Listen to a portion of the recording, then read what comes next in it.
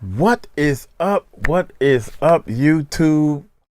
How y'all doing, man? My stomach is hurting, but I'm still trying to bring y'all this realness. Ashton Kutcher snitches on Demi Moore for being the biggest in Hollywood. Exposed the truth. Y'all hit that subscribe button and hit that bell, man. It's coming off of Pepper channel. So, hey, let's check this bad boy out. Here we go. Ashton Kutcher and Demi Moore are being exposed for their connection to Diddy, and allegedly Ashton Kutcher is getting ready to testify in front of a grand jury in Diddy's upcoming federal trial. Oh, shucks. Exclusive intel has been leaked by Fox News, and it's shocking. You got Ashton Kutcher. Hold up, man. Nobody's talking about in front of a this grand guy. jury in Diddy's upcoming federal trial. Hold up, y'all. He is always there, man. Maybe everybody just pulling out the pictures and the clips of "We the best music." So far, nobody has said nothing. He just sitting back watching. He got to know something, y'all. What y'all think? He got to know something. Hanging all up Diddy's behind. No good and well you been slipped some drinks and probably liked it. I don't understand this, man. Is he gay, openly gay? I don't know too much about him. Only thing I know is he is in almost all these videos and all these pictures with Puffy, and nobody's saying anything about him. That's the only thing I'm noticing. Oh my God, here we go. Exposed for their connection to Diddy, and allegedly Ashton Kutcher is getting ready to testify in front of a grand jury in Diddy's upcoming federal trial. Exclusive intel has been leaked by Fox News, and it's shocking. You got Ashton Kutcher in love with Mila Kunis on that 70s show. Then they break up for absolutely no reason after he starts hanging out with Diddy. Then he marries Demi Moore, who drained him of all the adrenochrome she can, and apparently he replenished himself by doing inappropriate things with their daughters. Wow. I'm glad. I'm sure you're glad. Like Bruce Willis has dementia right now. Demi Moore was abused as a child by her mother, and according to Demi, her mother even sold her to a man for $500. This experience destroyed Moore's confidence and sent her down a spiral where she became an abuser herself. It's terrifying how someone who had been abused themselves could go on to be friends with Diddy, a man that everyone in the industry knew was involved in trafficking minors. Now to Demi Moore. She revealed in her memoir that she was sexually assaulted at the age of 15, writing that her mother let the abuser in their home. Well, today, Demi talked to Howard Stern more about this on his Sirius XM radio show. But you say you pushed it away. You don't need, you just I recently. pushed it away because I felt like it was my fault. Like that I felt like I had behaved in a way that was provocative and mature, like I really knew a lot. And I never really looked at myself as being a kid. And so I never looked at it as right. I mean, I saw it as an unfortunate and, Yet he forced you into this. I was very embarrassed by it. In all honesty, I think that the shame I carried because of the rape made me afraid to feel I could comfortably express myself sexually. It makes me just remember the conversation that I had with her where she talked about the purpose of her writing this book was to share her story in hopes that it would empower other young women. She did talk about a lot of the other things to Howard Stern. She said she auditioned for Top Gun, obviously didn't get the part, but would later work with Tom Cruise as a co-star in A Few Good Men. Hollywood is a disgusting place where not even parents are looking out for their children. In exchange for fame and a better career, parents let their children be abused. Usher, Demi Moore, Justin Bieber, and even Davy Chase were all abused in Hollywood, and allegedly, their parents knew this was happening. In some cases, parents actually gave their children to these abusers so they could be close to the biggest names in the industry. As an anxious teen, she is taken by her mother to bars so that men will notice them. She's 15 when she comes home one night and an older man they know is in the apartment with the key. She writes, it was rape and a devastating betrayal, revealed by the man's cruel question How does it feel to be whored by your mother for $500? Do you believe she sold you? I think in my deep heart, no. I don't think it was a straightforward transaction. But she still did give him the access. That's crazy. And put me in harm's way. That is crazy. Demi Moore has been caught on tape having inappropriate relations with minors. A recently resurfaced video has drawn attention to Demi Moore, which shows her kissing her former General Hospital co-star, Philip Tanzini, and despite being married at the time to Freddie Moore. He's one of my most favorite people. Almost a month and a half. What's your role? I'm Luke's new love. Now I'm Philip Tanzini and I play Jeremy and you're stealing my part. I'm sorry. Oh, okay. Because I love Philip and he's the only one I love. Do your interview already. All right. I'm Luke's new love, but personally, I love Philip, and that's it. Okay. We got our new storyline cooking up pretty soon. Here, have a bite. I want to say happy birthday to Philip because I love him dearly. He's one of my most favorite people. For about 3 weeks. 3 weeks. And he's been terrific.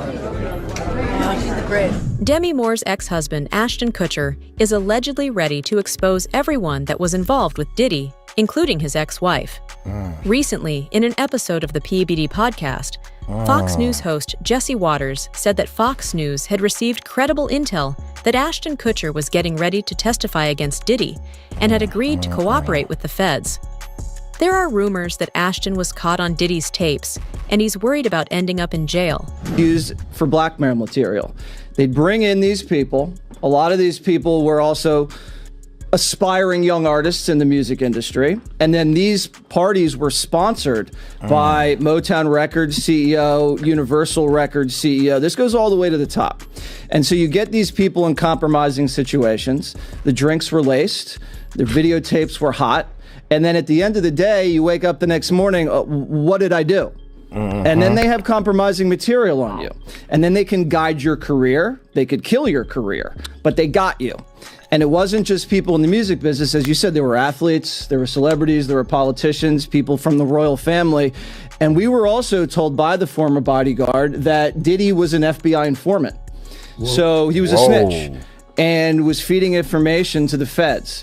And we don't know what that means. We haven't been able to confirm it, but even Little Rod said it's not just like Epstein. It could be worse than Jeffrey Epstein. I've been on FBI raids where I've seen things that no person should ever see. I've seen video content of a child that's the same age as mine being raped by an American man that was a sex tourist in Cambodia. And this child was so conditioned by her environment that she thought she was engaging in play. But the right to pursue happiness for so many is stripped away. It's raped. It's abused. It's taken by force, fraud, or coercion. It is sold for the momentary happiness of another. Wow, okay, I've got a lot I can't tell. So, I can't tell that one either. I mean, I'm like actually cycling through them.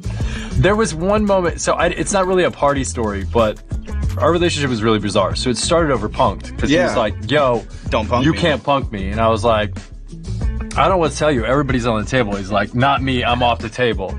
And so that started our conversation. We became fast friends, and we used to just hang out, watch football together. Demi Moore is just one of the celebrities that might end up in jail if Diddy is convicted.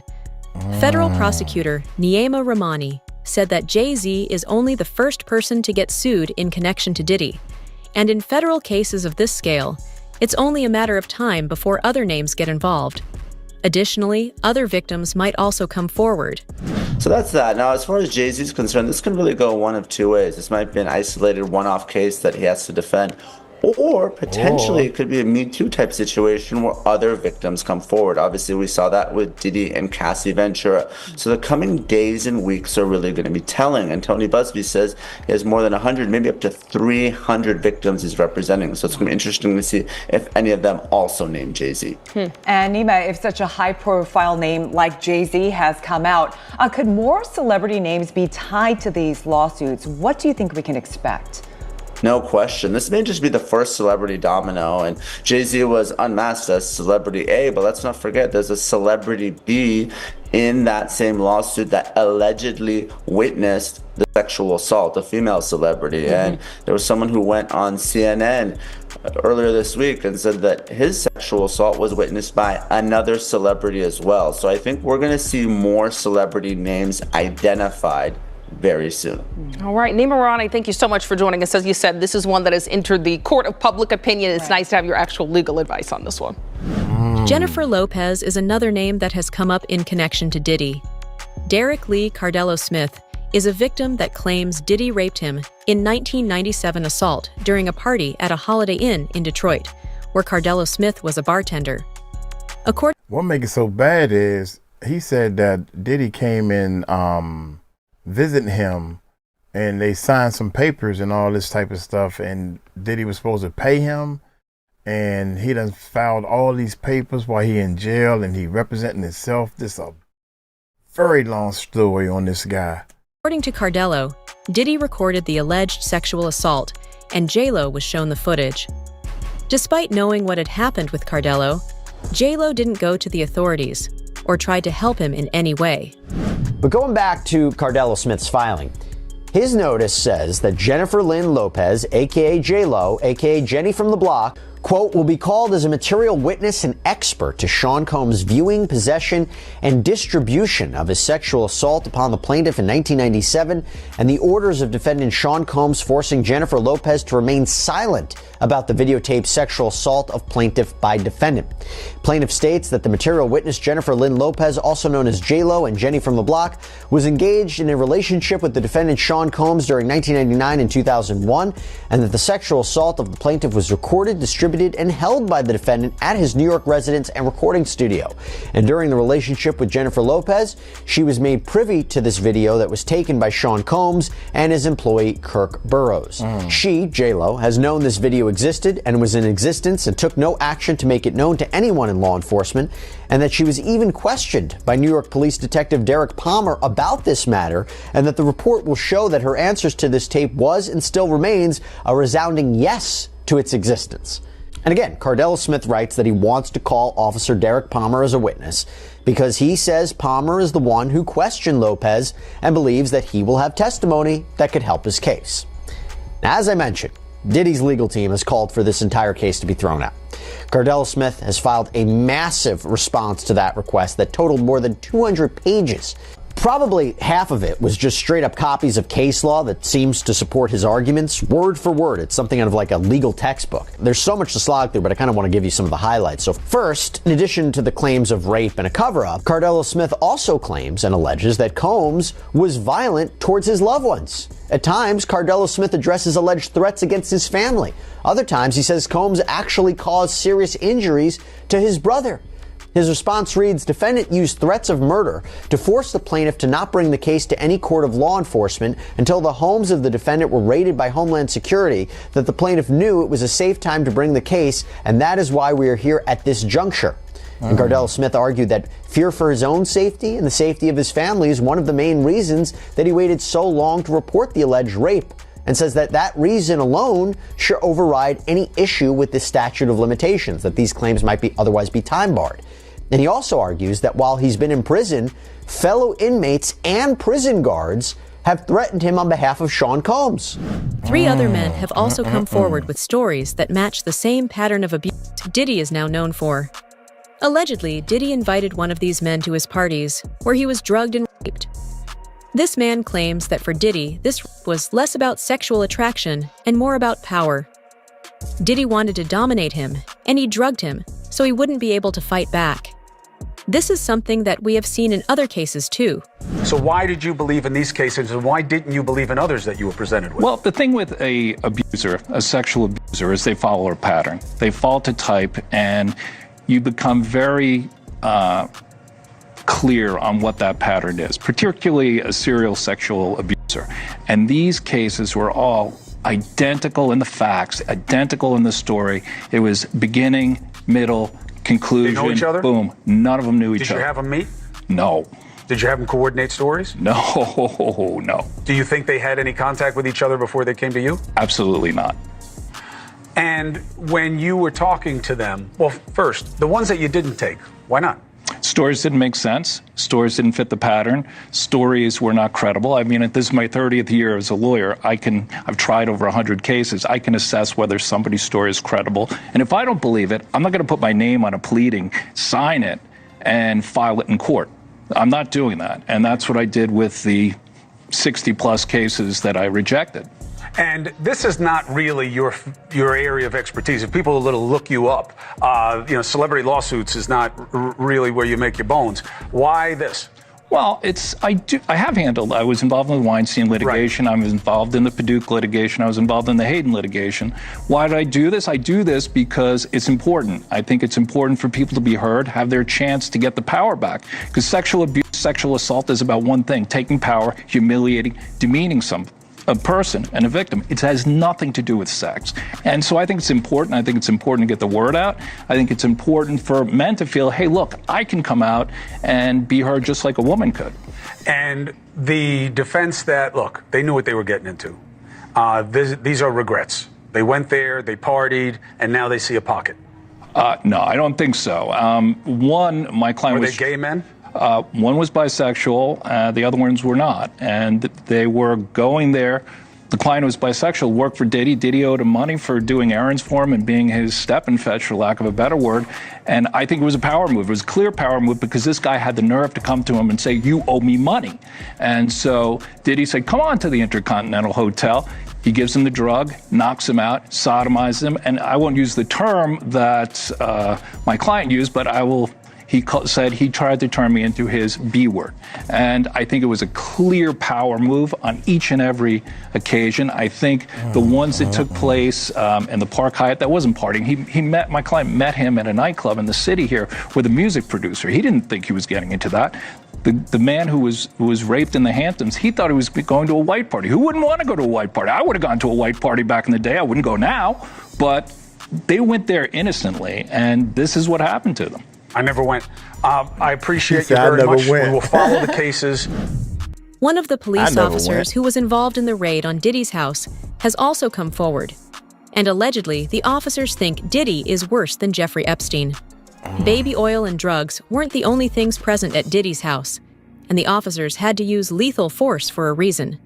Diddy is a danger to everyone around him. These ladies at a party, for years, P. Diddy's gotten a hall pass. He's actually created his own kingdom where he makes his own rules, and you got to follow his rules or you get penalized. And guess what, Laura? He's now in a federal penitentiary, and for the first time in his life, he's facing his own fate at the hands of somebody else. And I will tell you, Laura, I've done federal cases, that's not the place you want to be in federal court. 90% of federal criminal indictments brought down are pled out, right? A plea deal is brought. And of the only 10% left, 90% of those defendants that go to trial, they lose. So he is looking at a daunting uphill battle to fight these horrible charges.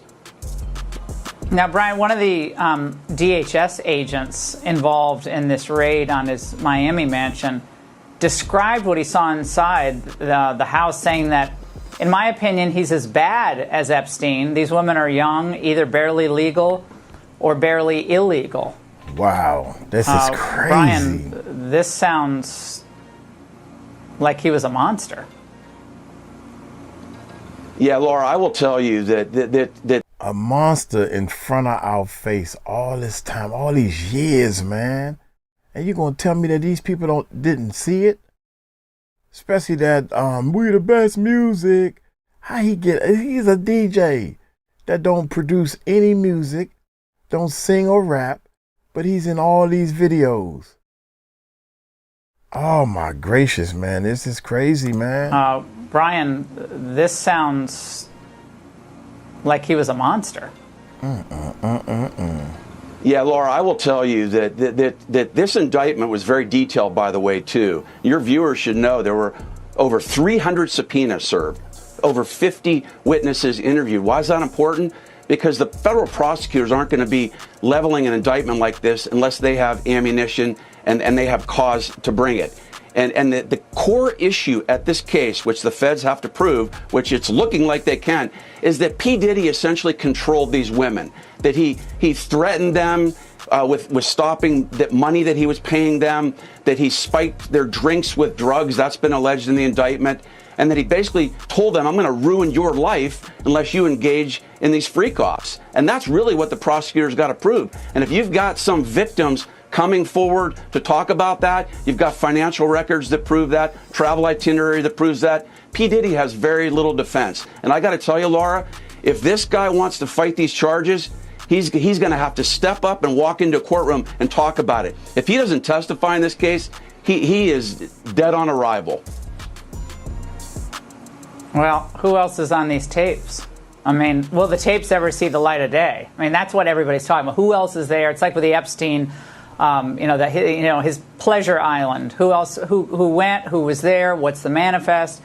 But Brian, chances 1 being least likely, 10 being most likely. Will we learn of other celebrities that were at these freak-offs?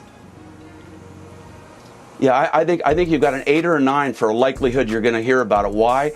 Because there are going to be more indictments coming down, Laura. That's an important point here, because he's being charged with racketeering and conspiracy. You're going to have, well, let's start on the inner circle. You're going to have former bodyguards. You're going to possibly have former musicians that he was with. You've got personal assistants that are going to be, they're already talking about this.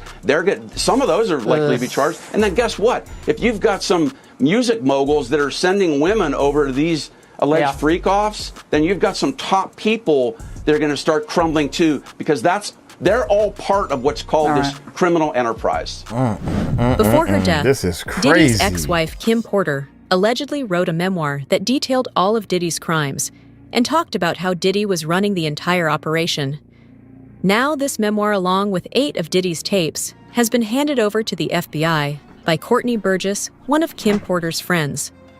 Courtney is being subpoenaed in a federal criminal trial, and the tapes he presented have allegedly been played in front of a grand jury. Just to let y'all know, so far, well, I haven't read the whole book. We started reading it on our live stream. Just to let y'all know, 90%,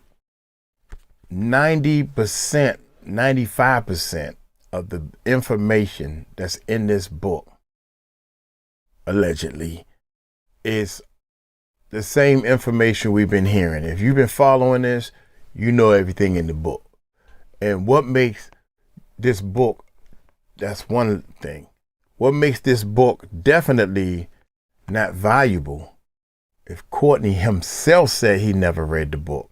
He said this out of his mouth. Well, I don't know what's in the book. I never read the book. That's 2 strikes. Always give people 3 strikes. The 3rd strike is, this is a revised copy, because the other one was so bad that somebody changed what they wanted to be in this book and what they didn't want to be in this book. So this book right here, as far as I'm concerned, is garbage. Kim Porter gave these tapes to Courtney because she knew that her life was in danger. And those statements include descriptions of what the witness says he saw on those tapes. So I asked him about that, and he answered what he could, given the limitations imposed on him after testifying before the grand jury. Out of those 8 videos, 8 celebrities, 6 men and 2 women, how many of those 8 celebrities were close to being underage or potentially underage? 2 males.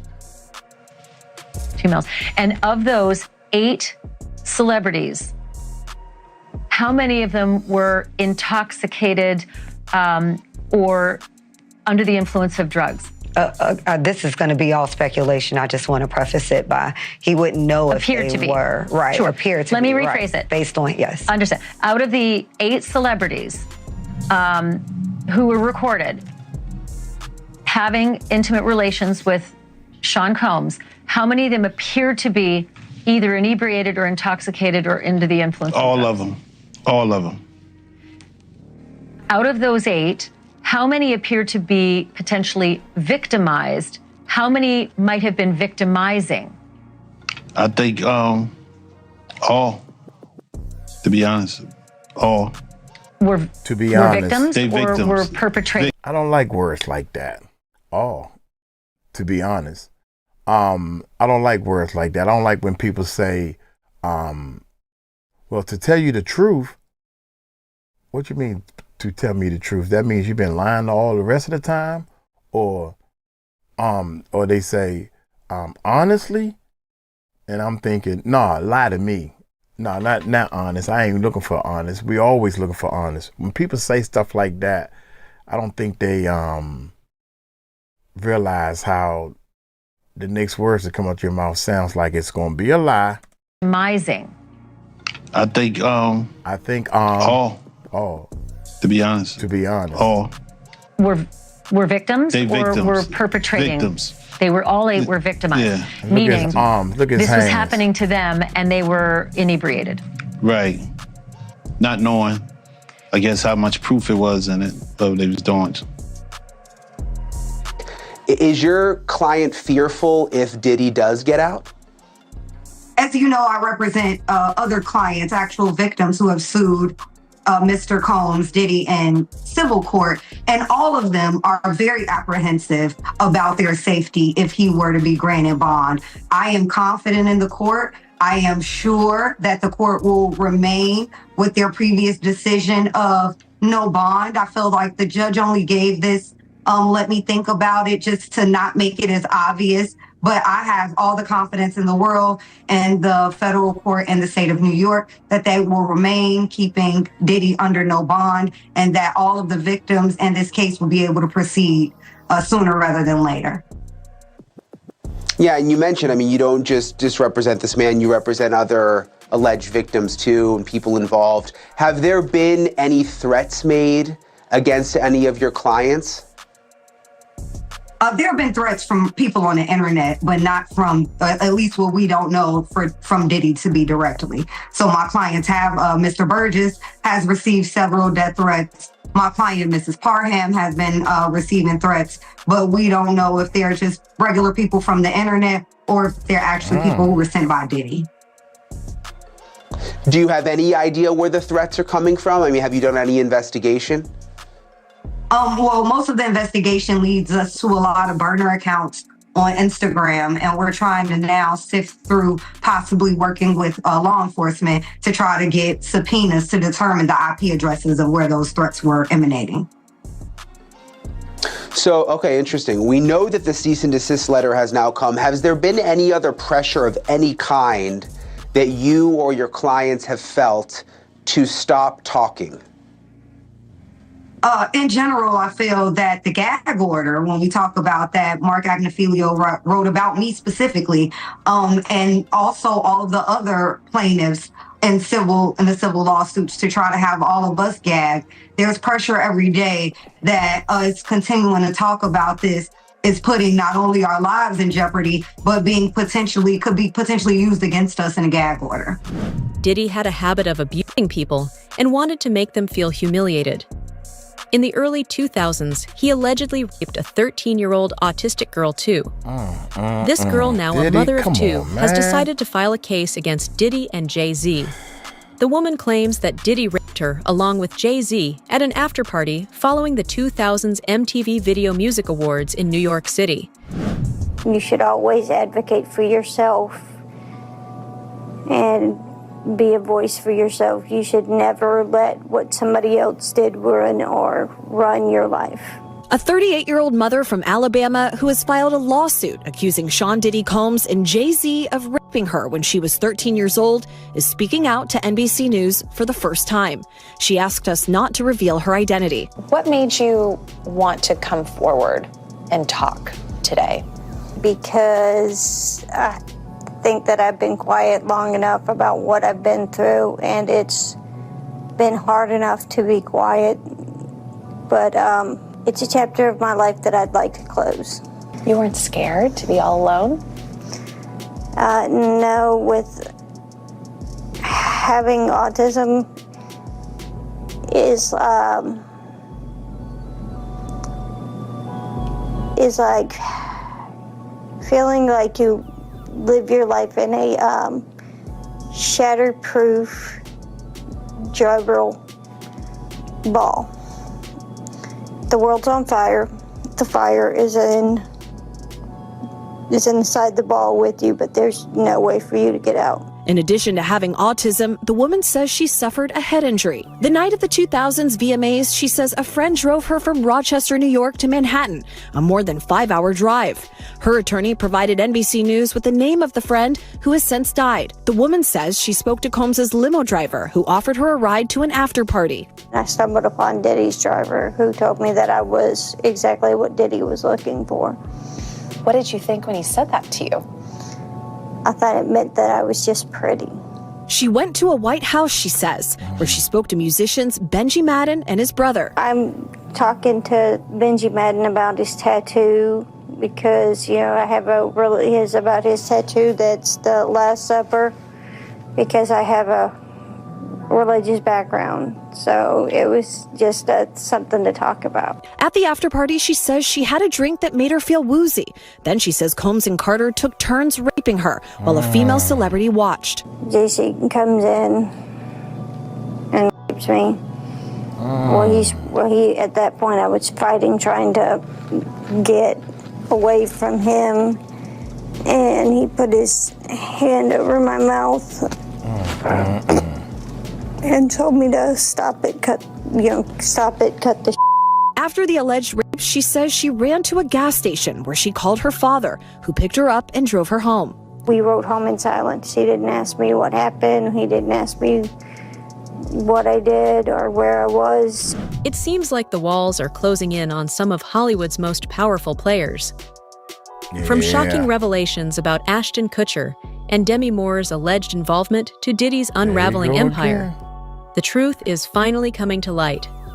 As more victims and witnesses step forward, this scandal is shaping up to be one of the most explosive in Hollywood history. What do you think about these allegations? Are Ashton and Demi preparing to turn on Diddy to save themselves?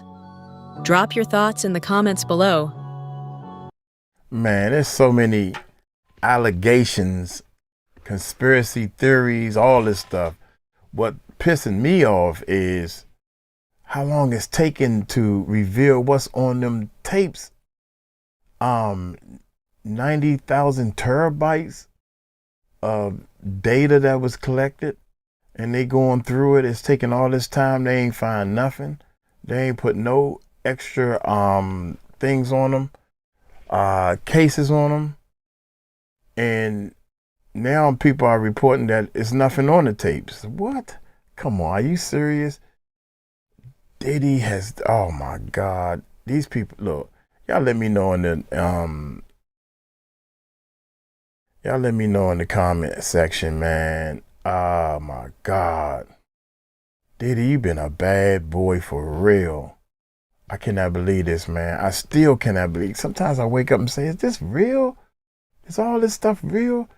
It's like in order to get into the music industry, you got to be a crooked person. And they prove that you crooked because they going to film you. And that way you stay quiet. You notice ain't nobody saying anything. Look here, man. I'm going to get on up out of here. Y'all take it light, take it slow. Y'all tell them Uncle Mike told you so. Peace out.